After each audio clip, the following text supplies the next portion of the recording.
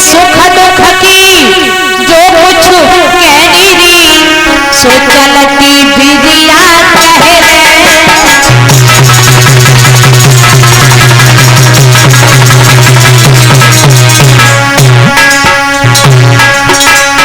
सारे बेटा धन्य है ऐसे लाल को बस एक बार पुचकारी की बस एक बार पुचकारी की बोली मेरी जननी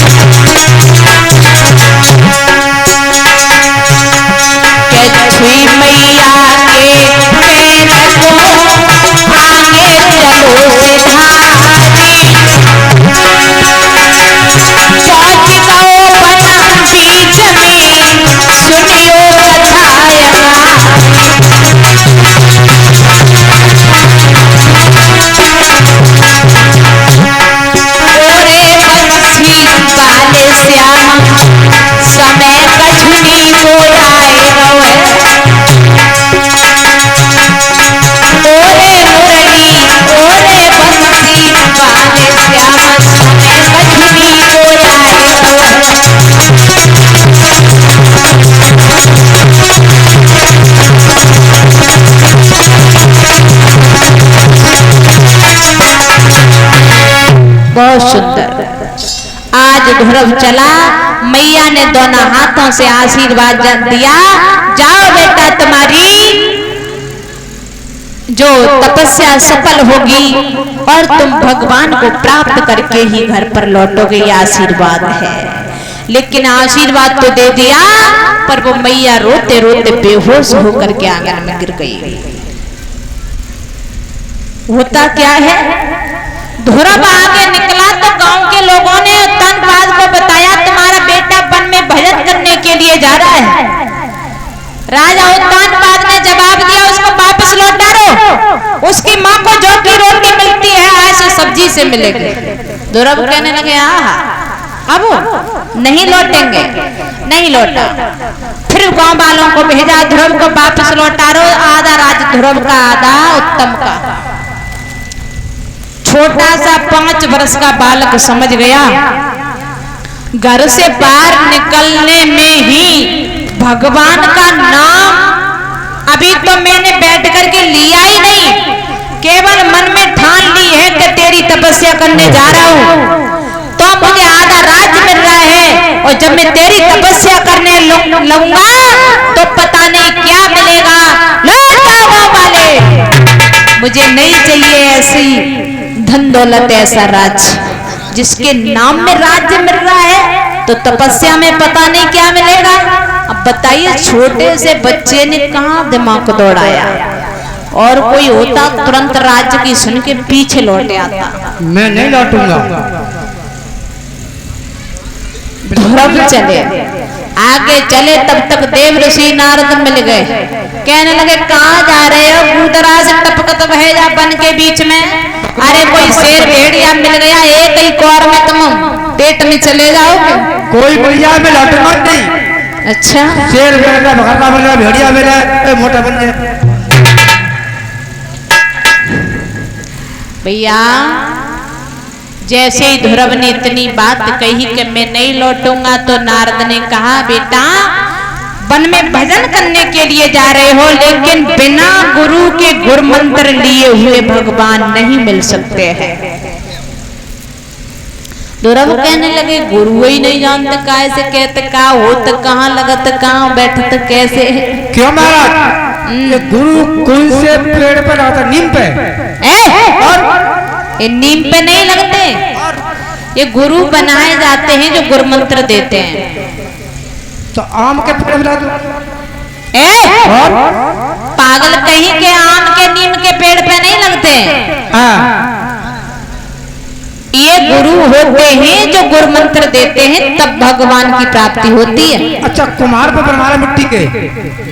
अरे पगले, कुम्हार नहीं मिट्टी के बनाते हैं, ये इंसानी होते हैं, लेकिन ये विद्वान होते हैं, ये गुरु मंत्र देते हैं। अच्छा, बे इंसान जे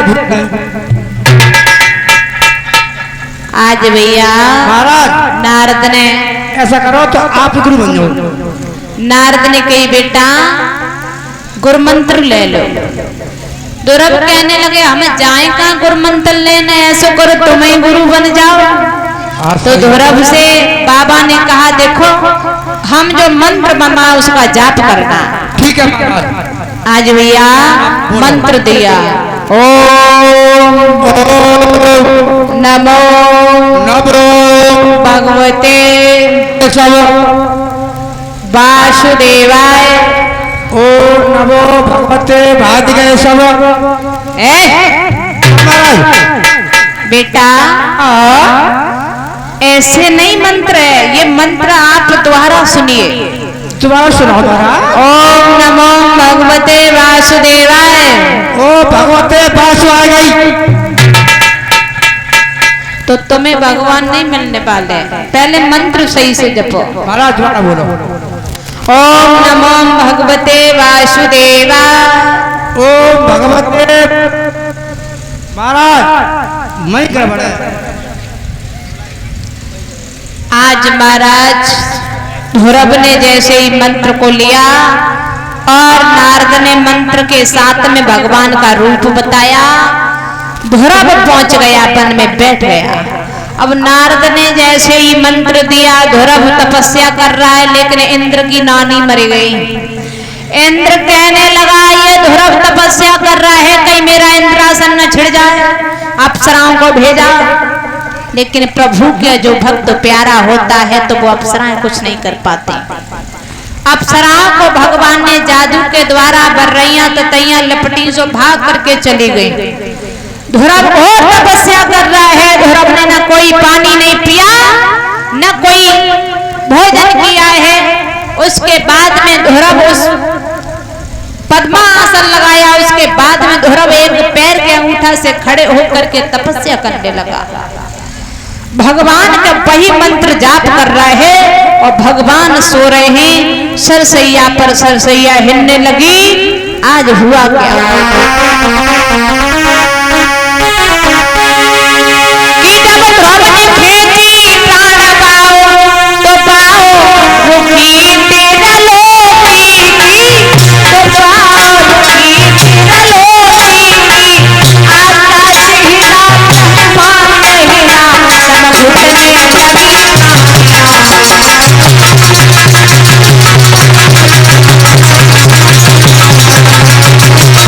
आकाश हिला ब्रह्मांड हिला, सब घुटने लगी। जीवों की आंखें पत्थर आई, एड़ियां रपट झटपटा हुई, एड़ियां रपट झटपटा हुई। पक्षी चोंचों चिल्लाने लगे, पत्तों की झाड़ी आने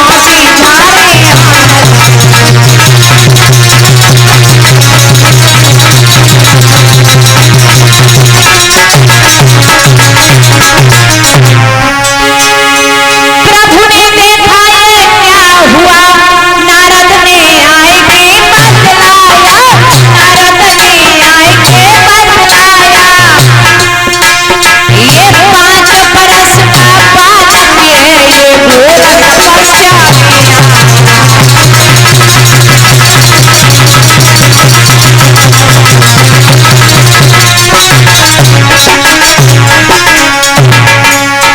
आज महाराज ध्रुव की घोर तपस्या जैसे ही प्रभु को जाकर के जगाती है। इधर नारद ने कई काय के धरे हो, ध्रुव घोर तपस्या कर रहा है, तुम्हारा ये क्षीर सागर में सरसैया हिल रही है, फिर और जैसे ही प्रभु को पता चला कि छोटा सा बालक भजन कर रहा है, दौड़े और दौड़ करके ध्रुव के पास में आए, आवाज लगाई, ध्रुव आंखें खोलो। लेकिन नहीं, क्योंकि हृदय में भगवान का रूप बसा था। अपने रूप को प्रभु ने खींचा। ध्रुव हाय पिताजी कह करके गिरने वाला था, तब तक भगवान ने गोदी में ले लिया। बोलिए भक्त वत्सल भगवान की। गोदी में लिया, ध्रुव टकटकी लगाए देख रहे भगवान की तरफ। ध्रुव देख रहा है, इधर हुआ क्या? भगवान ने कहा, बेटा तुम वन में भजन करने के लिए कैसे आ गए? ध्रुव ने कहा, पिताजी मेरी माँ जौ की रोटी खाती है और मेरी मौसीनी में से ऐसे कड़ुए शब्द बोले। भगवान ने जवाब दिया, अगर तुम्हारी माँ को जौ की रोटी नहीं मिलती, तुम्हारी माँ सुंदर से भोजन करती, तो तुम कभी वन में भजन करने के लिए नहीं आते। भजन तो वही कर सकते हैं जिस पर कोई मुसीबत होती है, जिस पर गरीबी होती है, जिस पर औखा होती है, विपदा होती है, वो अच्छे से भजन करता है। आज ध्रुव को अयोध्या में वापस भेजा। ध्रुव मौसी से मिले, मौसी के बाद में अपनी माँ से मिले।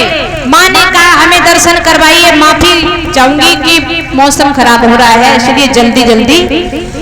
जब भगवान ने कहा, बेटा वरदान मांगो, ध्रुव ने कहा कुछ वरदान नहीं चाहिए। लेकिन ध्रुव की माँ ने जवाब दिया, प्रभु अगर वरदान दे रहे तो मैं जय सौत पाऊं, यही पुत्र पाऊं, यही पति पाऊं। आजकल की नारी ना अगर ऐसी सौत होती तो सबसे पहले भगवान से ये कहती, ये सौत पहले मेरे आंखों से हटका, ऐसी सौत में 7 जन्म नहीं चाहिए जिसने मुझे दुख दिया। लेकिन ध्रुव की माँ ने पई सौत मांगी। भगवान ने कहा कि बेटा अपने मन से हम तुम्हें एक चीज और देते हैं कि जाओ आप हमारे धाम के लिए आओगे, तब आप एक ध्रुव तारा नाम से जाने जाओगे, और जब तक सूरज चांद रहेगा तब तक तुम्हारा नाम रहेगा। आपने देखा होगा आकाश में अभी ध्रुव तारा चमकता है, ये वही ध्रुव तारा है। बोलिए गोविंद भगवान की। अब आइए इसी सूरवंश में